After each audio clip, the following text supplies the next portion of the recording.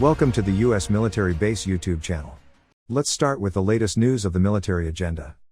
The Ukrainian General Staff reported that Ukrainian rocket forces and artillery units struck 2 clusters of Russian military personnel and equipment, an anti-aircraft missile system and 2 important military installations. Warplanes and helicopters, which carried out coordinated attacks with Ukrainian artillery units, carried out more than 25 missile attacks on 5 regions where Russian military personnel and equipment were concentrated. Despite these attacks of the Ukrainian forces, the Russian army attempted more than 50 attacks, but the Ukrainian army was able to repel all these attacks. According to official reports, Ukrainian forces neutralized 680 Russian soldiers in the last 24 hours and destroyed 4 tanks, 4 combat vehicles and 5 artillery systems.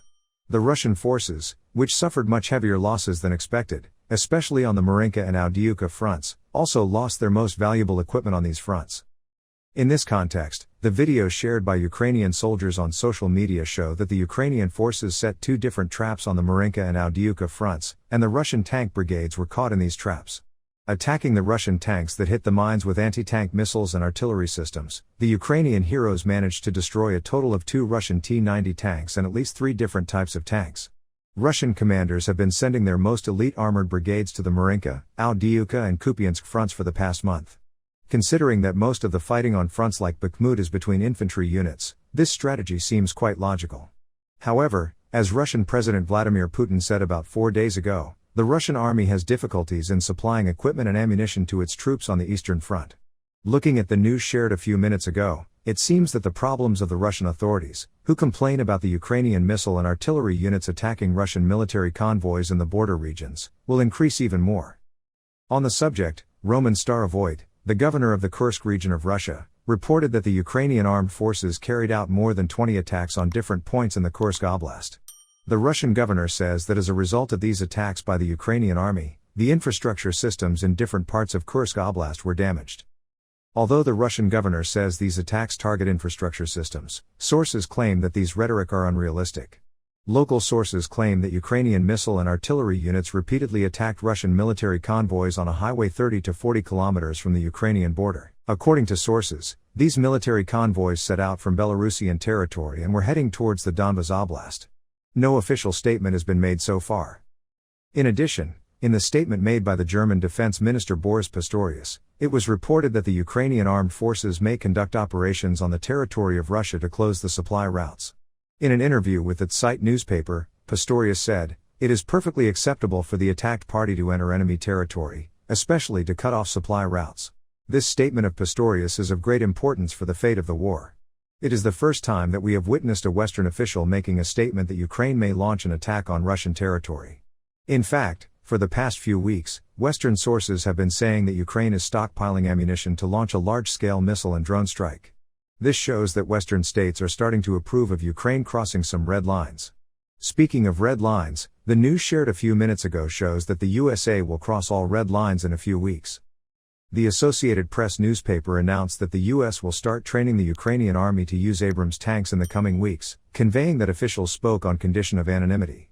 Authorities reported that 31 tanks will be delivered to the Grafenwohr training ground in Germany at the end of May, and then Ukrainian soldiers will begin training.